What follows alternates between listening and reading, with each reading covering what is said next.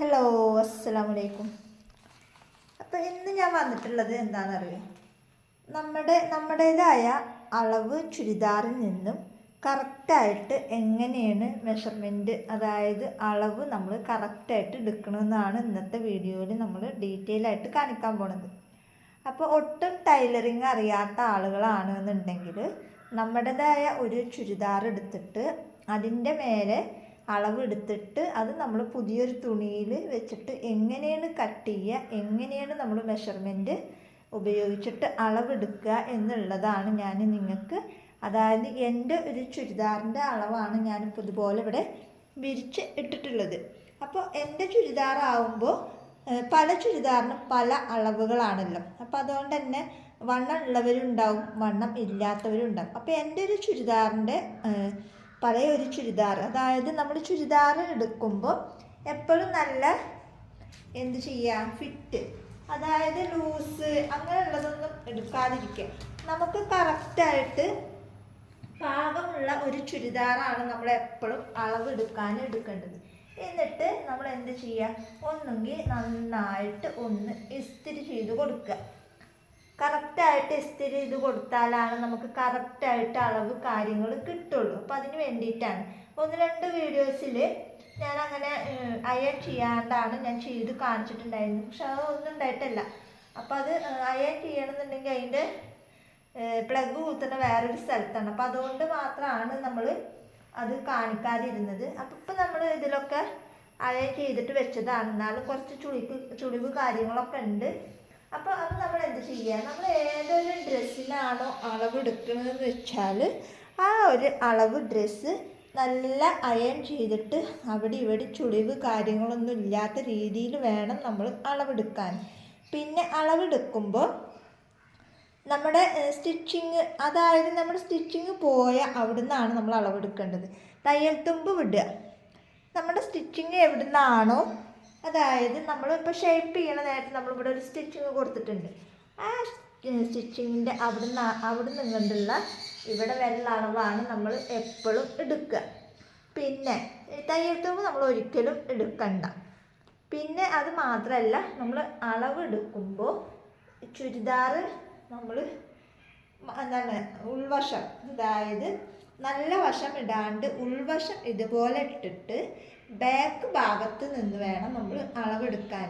പലരും പലതും ചെയ്യുന്നുണ്ട്. ഞാൻ ചെയ്യണതായിട്ടുള്ളതും നല്ലൊരു പെർഫെക്ഷൻ തോന്നിയതായിട്ടുള്ള കാര്യങ്ങളാണ് ഞാൻ ഈ ഒരു വീഡിയോയിലൂടെ നിങ്ങൾക്ക് ഷെയർ ചെയ്യണതും നിങ്ങൾക്ക് കേൾക്കാൻ ആഗ്രഹിക്കുന്നതും ഇങ്ങനത്തെ ഒരു വീഡിയോസ് ആയതുകൊണ്ടാണ് നമ്മൾ ഡെയിലി ഇങ്ങനത്തെ വീഡിയോസ് തന്നെ ഇടാൻ വേണ്ടി നോക്കുന്നതും.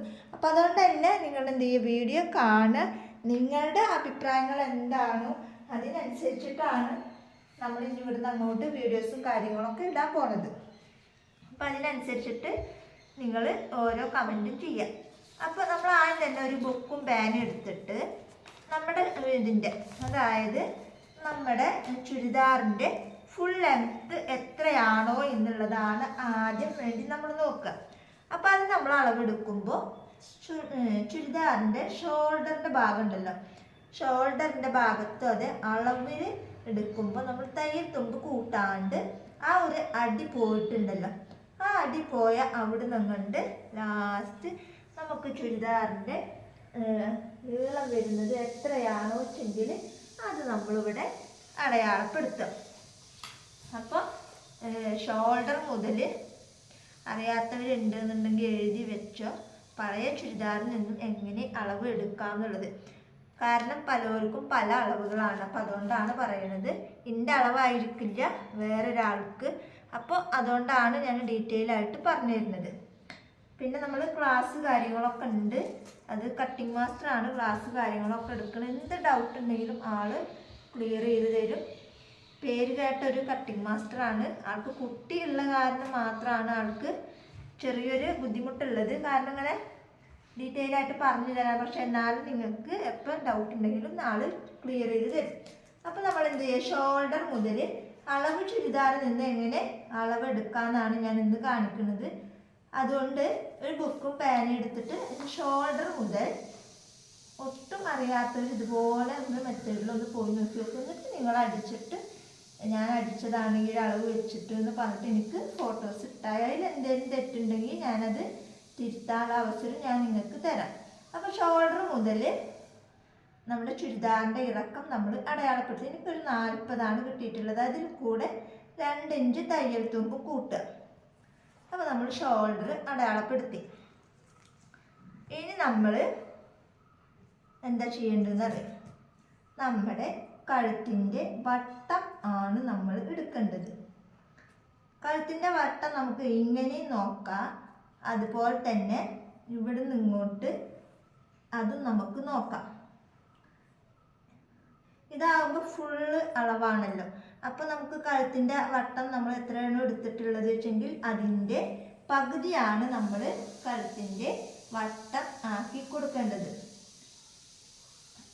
ഇത് നമുക്ക് കുറച്ചൊരു വൈഡായിട്ടാണ് കിട്ടിയിട്ടുള്ളത്. ഇത്രയും കഴുത്ത് വേണ്ട. അപ്പോൾ ഏകദേശം ഒരു 6 വരുള്ളൂ. 6 വന്നു കഴിഞ്ഞാൽ അതിൻ്റെ പകുതി 3. ഇപ്പോൾ വട്ടം 3. ഇനി ബാക്കിലെ ഇറക്കം ആണ്. ബാക്കിലെ ഇറക്കം എപ്പോഴും ഒരു 2 അല്ലെങ്കിൽ ഒരു 2.5, മാക്സിമം 2 അല്ലെങ്കിൽ 2.5 എടുക്കുള്ളൂ. ബാക്ക് ഇറക്കം 2.5 കൊടുക്കാം. പിന്നെ വട്ടം നമുക്കറിയാലോ, സെയിം ആയിട്ട് തന്നെ കിട്ടും.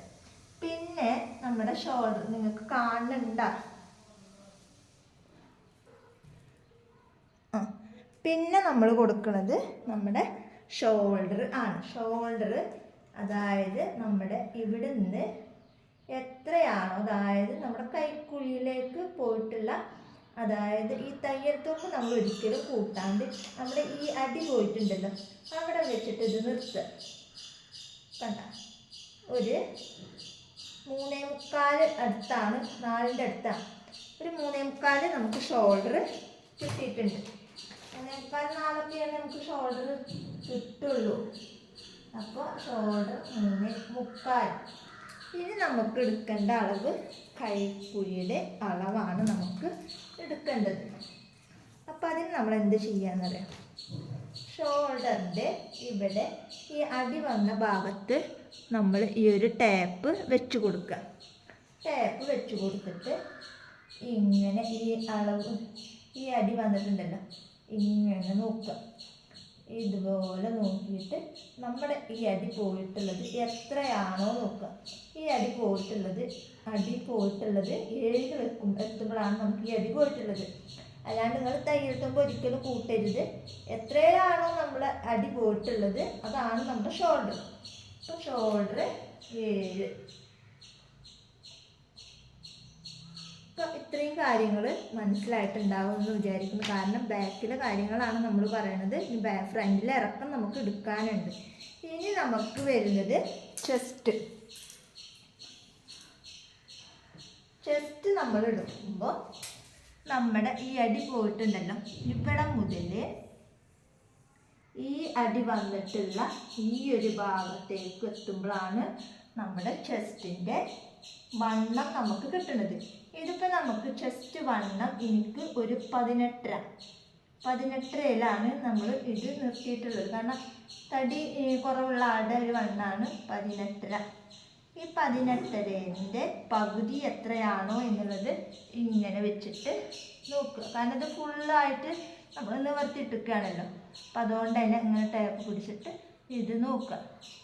അപ്പോൾ 9.25 നമ്മുടെ എന്ത് വരുന്നത്, ചെസ്റ്റിൻ്റെ വണ്ണം വരുന്നത്. നമ്മൾ തയ്യൽ തുമ്പൊന്നും കൂട്ടിയിട്ടില്ല കേട്ടോ. നമ്മൾ മൊത്തം അടി വന്ന് മാത്രമാണ് കൂട്ടിയിട്ടുള്ളത്. 9.25 ചെസ്റ്റ്. പിന്നെ ഇതാണ് നമ്മുടെ ഈ ഒരു ഭാഗം, സ്ലിറ്റിൻ്റെ ഭാഗം വരുന്നത്. ഈ ഒരു ഭാഗമാണ് നമ്മുടെ സ്ലിറ്റ് ഭാഗം. അപ്പോൾ അത് ചെസ്റ്റ് മുതൽ സ്ലിറ്റ് വരെയുള്ള നീളം. അപ്പോൾ അതൊരു 15.